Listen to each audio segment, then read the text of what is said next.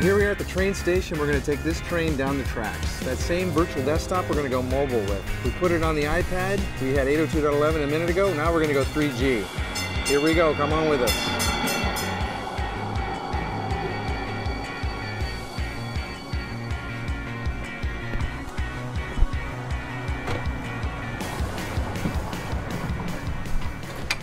Okay, we caught the train, actually while it's moving, but this is good. We're moving down the tracks. Now as we are, this is that same virtual desktop that we saw earlier in the manufacturing floor. It's on the same iPad. Now the difference here is we're not on an 802.11 connection, we're on a 3G connection going down the train.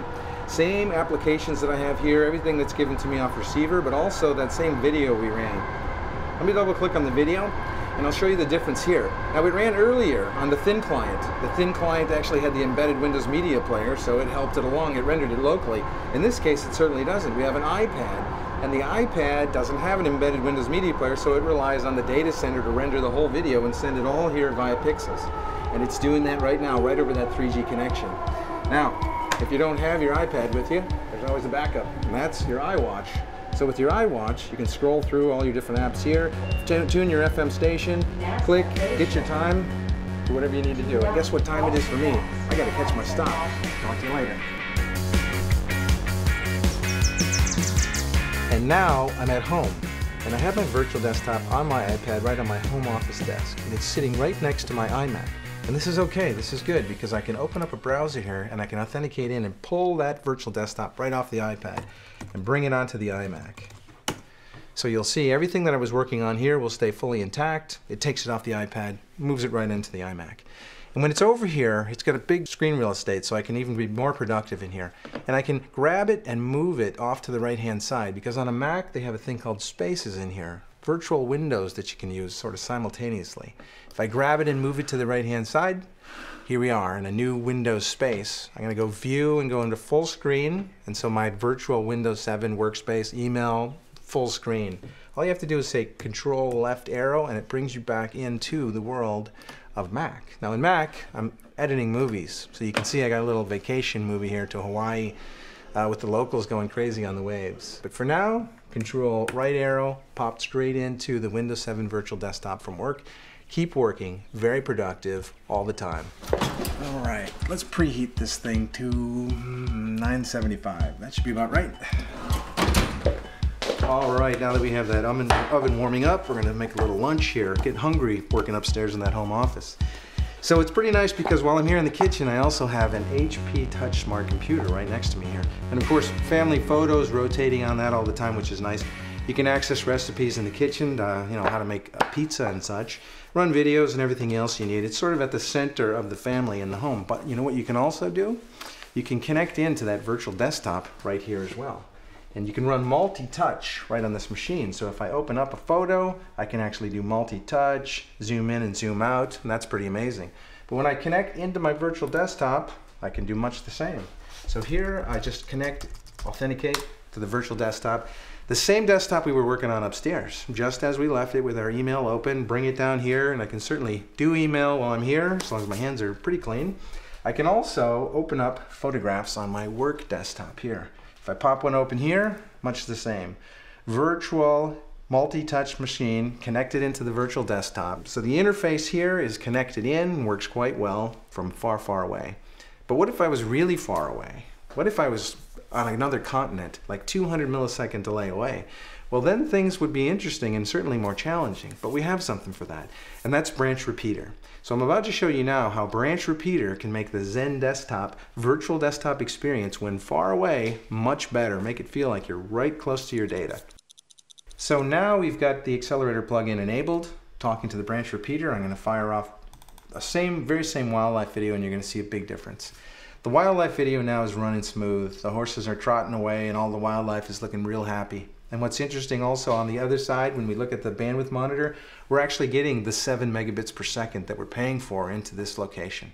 So that's great, no longer limited with the TCP backoffs. And that's because Branch Repeater and the accelerator plugin are working famously. TCP optimization, flow control, compression history, caching, all of that brought to bear on your experience. Far away, but feels like you're close to the data center. And as far as the pizza goes, I think I'm gonna order out. And And now we're going to get even further away from the office and the home office. One of my favorite places, the golf office, which is a great example of the term work shifting, being connected but being anywhere. And to do this, we're going to take a look at a couple of new mobile devices, one of which is as small as a golf ball. And that's the Nika Sunrise Bluetooth headset by Maverick. In addition to that, I'm going to pull out my iPhone. So with a Bluetooth connection, I can make a phone call. And at the same time, I can put Citrix receiver on here and connect into remote virtual applications over a 3G network. Now the two examples here are going to be medical applications, so I'm the doctor on the golf course. I'm going to go in to confidential patient records here first and take a look at this. I can look at lab results and x-ray information, and from that, you know what I see? I think I see AP and lateral views of the left lumbar vertebrae demonstrate a distal femoral contusion. Ooh, that sounds bad. Now another application I can get into is the information about the hospital itself. So the emergency room, the operating room, I can see the schedules, and from that I can decide how to schedule this patient in for a quick procedure. And based on everything I see, I'm going to recommend reverse appendectomy. That should be about right. Can you schedule that in first thing Monday morning? Thank you. And all of that while I quietly wait my turn on the green.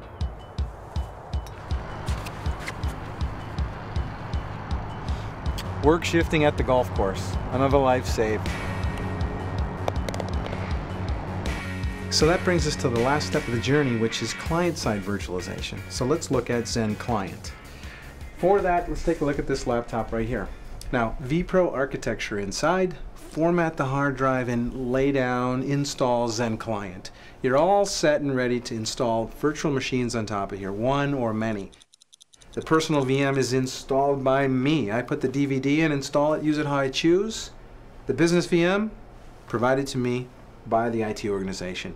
I take this away into the world and make changes and come back and reconnect, and all those changes are synchronized back into the data center where it's secure and backed up. So that's the last piece in the puzzle. Virtualizing applications and desktops in the data center, all prepared and stored and backed up safely behind the glass. Everything that happens outside the glass is the end users, selecting the devices they choose, installing receiver on it, authenticating and connecting, and get their apps and desktops delivered to them automatically.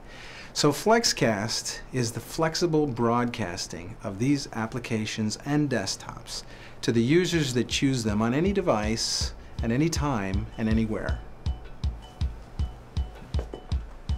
So that's the wow in Wow to How. And now it's time for you to see how it's going to work for you. So we at Citrix thank you for all your time, and we hope we see you in the EBC sometime soon. Comes out to me here. Have you ever seen a sea scooter before? I have not. Well, listen, they're pretty cool, and I know you want one for Christmas, but you don't want that one. You know why? Why? Because the only thing this one is missing is a Sharks logo on it. Wouldn't that be great on the side? And I tell you, it's a 3D CAD app, and so we can do that, not a problem.